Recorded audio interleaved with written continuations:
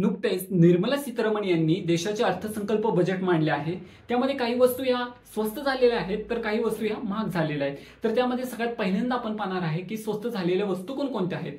तर मोबाईल्स आणि त्याची चार्जेस स्वस्त झालेले आहेत, कारण त्याच्यावरचं सीमा शुल्क हा 15% कमी केलेला आहे। त्यानंतर दुसरी गोष्ट अशी आहे ती म्हणजे सोने आणि चांदी, जे आतापर्यंत खूप महाग झाले होते ते सुद्धा आता स्वस्त होणार आहे, कारण की त्याचा जो सीमा शुल्क आहे तो 6% कमी केलेला आहे। म्हणजेच एका तोळ्यामागे 4000 रुपयांनी सोने कमी होणार आहेत आणि 1 किलो चांदी 4720 रुपयांनी त्याच्या मागे घसरण होणार आहे। त्यानंतर प्लॅटिनम हे 4% त्याचा सीमा शुल्क कमी करण्यात आलेला आहे। त्याच्यानंतर आपण पाहू शकतो की जे काही कर्करोगावरील काही औषधं आहेत ती 3 औषधं आहेत ज्याचा सीमा शुल्क हा 100% कमी केलेला आहे। त्यानंतर मासेचे जे काही खाद्यपदार्थ आहेत त्याच्यावरचा सीमा शुल्क हा 5% कमी केलेला आहे। आतापर्यंत आपण स्वस्त झालेल्या वस्तू किंवा सेवांची यादी आपण पाहिलेली आहे, परंतु आता आपण पाहणार आहे की महाग कोणकोणत्या वस्तू झालेल्या आहेत ज्यावरचा कर वाढवला गेलेला आहे। त्यामध्ये सगळ्यात पहिली गोष्ट आहे आणि महत्त्वाची गोष्ट ती म्हणजे शेअर्स आणि शेअर मार्केट। ज्या शेअर्समध्ये 1 वर्षापेक्षा कमी काळाची गुंतवणूक आहे ते 15% वरून 20% वरती त्याचा कर आकारण्यात आलेला आहे। त्यानंतर 1 वर्षापेक्षा जास्त असलेल्या गुंतवणुकीवरती 10% वरून 12.5% असा कर लावण्यात आलेला आहे। त्यानंतर आता आपण प्राप्तिकराबद्दल माहिती पाहणार आहे, म्हणजेच इन्कम टॅक्स बद्दल माहिती पाहणार आहे। मोदी सरकारने सत्तेत आल्यानंतर हे त्यांचे तिसरे बजेट आहे आणि या बजेटमुळे केंद्र सरकारचे जरी उत्पन्न कमी होणार असले तरी नोकरदार वर्गाची थोडी का होईना हाती पैसा खेळता राहणार आहे, ज्यामुळे बाजारामध्ये पैसा येणार आहे। नोकरदार वर्गासाठी स्टँडर्ड डिडक्शन जी 50,000 किंमत होती ती आता 75,000 पर्यंत करण्यात आलेली आहे। त्यानंतर रिटायर पेन्शन्स मिळवणारे वेतन हे वजावट ही 15,000 होती ती आता 25,000 रुपये होणार आहे, ज्यामुळे एक जवळजवळ 4 करोड नोकरदार वर्गाला आणि रिटायर लोकांना याचा फायदा होणार आहे। सरकारच्या या घोषणेमध्ये सरकारला थोडासा नुकसान होणार आहे, परंतु बाजारामध्ये पैसा खेळता राहील, ज्यामुळे नोकरदार वर्ग आणि सामान्य जनतेला याचा थोडाफार दिलासा मिळणार आहे। ही जी काय अमाऊंट आहे ही जास्त नसून यामुळे फक्त 17,500 एवढाच नोकरदार वर्गांना फायदा होणार आहे। त्यानंतर आपण पाहू शकतो जे काही टॅक्सचे नवीन स्लॅब्स आहेत ते आपण या चार्ट मध्ये पाहू शकतो की जुने जे काही स्लॅब्स आहे आणि नवीन जे काही स्लॅब्स आहे यामध्ये दोन्ही मधला आपण फरक पाहू शकतो। या नवीन 2024च्या अर्थसंकल्प बजेटनुसार थोडंसं मिडल क्लास पेक्षा हायर क्लास लोकांचं नुकसान होणार आहे त्यामध्ये, कारण की शेअर मार्केटचे आपण आता टॅक्सेस पाहिले जे वाढलेले आहेत हे सगळ्यात महत्त्वाचं एक पहिलं कारण आहे ज्यामध्ये तोटा होऊ शकतो। आणि त्यानंतर आपण पाहू शकतो की जे काही फ्लॅट्स किंवा इतर प्रॉपर्टीचे जे काही नियम बदललेले आहेत त्यामध्ये सुद्धा खूप मोठा तोटा होऊ शकतो। घर किंवा त्याच्या वरती असलेली काही प्रॉपर्टी आहे त्याचे टॅक्सेस सुद्धा बदललेले आहेत, त्याची आपण पूर्ण एक माहिती पाहूया। उदाहरणार्थ जर तुमच्याकडे 2 BHK फ्लॅट आहे जो तुम्ही 20 लाखाला विकत घेतला होता 10 वर्षापूर्वी आणि तो आता तुम्ही एक 10 वर्षानंतर विकणार आहात, ज्याची किंमत 10 वर्षानंतर एक 40 लाख रुपये होणार आहे। म्हणजेच एक बेसिक अमाऊंट 20 लाख रुपये आहे आणि नंतर होणारी फायनल अमाऊंट ही 40 लाख रुपये आहे। आणि वाढत्या महागाईमुळे किंवा इन्फ्लेशनमुळे एक 32 लाख रुपये एक वाढलेली आहे, परंतु एक 8 लाख रुपये जी काही किंमत आहे एक ती काही कॅपिटल गेन आहे। परंतु पूर्वी जो काही टॅक्स लागणार होता तो एक कॅपिटल गेन वरती लागत होता, परंतु आता एका नवीन नियमामुळे तो जो काही टॅक्स आहे तो 32 लाखाच्या अमाऊंट वरती लागणार आहे, ज्यामुळे तो टॅक्स वाढणार आहे। तो टॅक्सची जी काही व्हॅल्यू आहे ती कमी आहे, म्हणजेच एक 12.5% आहे जी पूर्वी 20% होती, परंतु जी काही अमाऊंट मोठी अमाऊंट आहे त्याच्यावरती लागणारा जो काही पर्सेंटेज आहे तो कमी असला तरी याच्यातून निघणारा जो काही प्रॉफिट आहे तो खूप कमी आहे। तर याचे आपण नेट व्हॅल्यू जर काढली, ॲव्हरेज जर आपण काढलं, जर एखाद्याची प्रॉपर्टी होती आणि तो आता विकत आहे तर नेट त्याला याच्यामध्ये लॉसच होणार आहे। तर या प्रकारे आपण पाहू शकतो की ह्या दोन खूप महत्त्वाच्या आणि परिणाम करणाऱ्या गोष्टी आपल्याला 2024च्या अर्थसंकल्प बजेटमध्ये पाहायला मिळतात।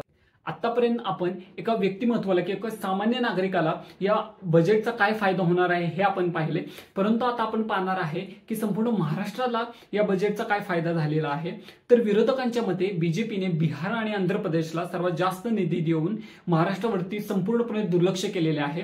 तर बीजेपीने तेथील जे काही रिजनल पार्टीज आहे आंध्र प्रदेश आणि बिहारच्या TDP आणि JDV यांच्या समर्थनार्थ पुढे इलेक्शनला फायदा होईल म्हणून या राज्यांसाठी त्यांनी जास्त निधी दिलेला आहे। त्यानंतर विरोधकांच्या मते खूप काही पॉइंट्स आहेत, त्यामधील सगळ्यात पहिला आणि महत्त्वाचा पॉइंट म्हणजे बीजेपीने एक कथित दुर्लक्ष केलेले आहे महाराष्ट्राकडे, कारण सर्वाधिक करदाते जास्त हे महाराष्ट्रात असून महाराष्ट्राकडून मिळणारा निधी सुद्धा जास्त असून या संपूर्ण बीजेपीच्या सरकारने महाराष्ट्राकडे दुर्लक्ष केलेले आहे आणि संपूर्ण बजेटमध्ये महाराष्ट्राचं नाव सुद्धा घेतलेलं नाही। त्यानंतर विरोधकांचा तिसरा मुद्दा असा आहे की होणारा भ्रष्टाचार, म्हणजे जे काही राज्य सरकारमध्ये जे काही सत्तेवरती पक्ष आहे त्या पक्षाने खूप काही भ्रष्टाचार केलेला आहे, त्यामुळे जे काही येणारं बजेट आहे हे कमी झालेले आहे।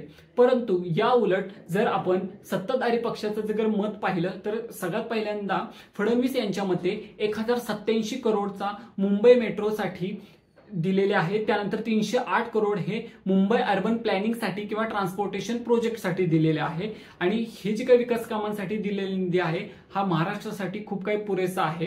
त्याचप्रमाणे भाजपच्या मते जे काही इतर राज्य आहेत म्हणजेच बिहार किंवा आंध्र प्रदेश राज्य आहे त्यांना जो काही दिलेला निधी आहे ते राज्य आहे ते बाकीच्या राज्यांपेक्षा मागे आहेत, त्यांच्या सुधारणेसाठी हा निधी दिलेले आहे। त्यामध्ये आपण पाहू शकतो की आंध्र प्रदेश आणि बिहार यांना राज्य व रस्ते पुनर्बांधणीसाठी निधी दिले आहे, त्यानंतर विष्णुपद मंदिर कॉरिडोर व महाबोधी बिहार कॉरिडोर यासाठी सुद्धा निधी देण्यात आलेला आहे। त्याचप्रमाणे बिहारमध्ये पर्यटकांसाठी वाढणारा जो काही ग्रोथ करण्यासाठी त्यांनी त्यामध्ये नालंदा आणि ओरिसाला लागून जो काही भाग आहे त्याच्यासाठी सुद्धा अर्थसहाय्य केलेले आहे। त्यानंतर एक महत्त्वाचा मुद्दा असा आहे की पंतप्रधान मोदी यांनी मुंबईमध्ये फिनटेकची एक घोषणा केली होती, याची अपेक्षा होती की त्यासाठी मुंबईसाठी किंवा महाराष्ट्रासाठी काहीतरी अर्थसंकल्पामध्ये घोषणा होईल, परंतु त्या बाबतीत सुद्धा महाराष्ट्राला निराश केलेलं आहे। तर यावरून आपल्याला कळते की संपूर्ण या बजेटमध्ये महाराष्ट्रासाठी काही गोष्टी दुर्लक्षित केलेल्या आहेत आणि काही गोष्टी सुद्धा दिलेल्या आहेत। तर महाराष्ट्रासाठी काय गोष्टी दिलेल्या आहेत या आपण पुढील प्रमाणे पाहू शकता। 2024 चे जे काही अर्थसंकल्प बजेट आहे त्यामध्ये आपण पाहिले की सामान्य माणसाला किंवा एका सामान्य जनतेला जे काही वेतनधारक जनता आहे त्यांना एक किंचितसा फायदा मिळालेला आहे, तो पण काही जास्त नाहीये। त्यानंतर जे काही मध्यमवर्गीय आहेत आणि उच्च मध्यमवर्गीय आहे त्यांना एक शेअर मार्केट्समध्ये किंवा इतर प्रॉपर्टीजमध्ये कर वाढवल्यामुळे त्यांना थोडेसे नुकसान झेलावे लागणार आहे। त्यानंतर आपण पाहू शकतो की ओव्हरऑल महाराष्ट्राला खूप काही या अर्थसंकल्पाने दिलेलं नाहीये आणि जरी आपण असा विचार केला की येणाऱ्या निवडणुकीमुळे मग पंतप्रधान मोदी यांनी तर जास्त महाराष्ट्राकडे लक्ष द्यायला पाहिजे होतं, ते सुद्धा त्यांनी केलेलं नाहीये। त्यानंतर आपण पाहू शकतो की एक सगळ्यात महत्त्वाच्या गोष्टी म्हणजे या संपूर्ण बजेटची जी काही समरी आपण पाहू शकतो, ज्यामध्ये या संपूर्ण बजेटमध्ये टॅक्स जो काही आपण भरतोय याचाच निधी हा संपूर्ण सरकार इतर काही राज्यांना देत आहे, परंतु हा जो काही निधी आहे हा करोडोमध्ये देत आहे, परंतु याचाच प्रत्यक्षात खरं किती फायदा होत आहे, कारण की एक ग्रासरूट लेवलवर ज्यावेळेस हा निधी जातो तो जो काही करोडोमधला निधी आहे तो एकदम लाखापर्यंत जातो। इतर कॉन्ट्रॅक्टर किंवा इतर काही जे काही लोक आहेत तो हा निधी संपूर्णपणे कमी करतात, ज्यामुळे आपण पाहू शकतो की हा जो निधी आहे तो फक्त एक दिसायला आहे किंवा कागदावर आहे, प्रत्यक्षात जर त्याचा आपण पाहिलं तर खूप काहीसा फायदा होत नाही। कारण की आपण पाहू शकतो रस्ते किंवा इतर काही सुविधा ज्या आहेत त्या जशा आहेत तशाच आहेत।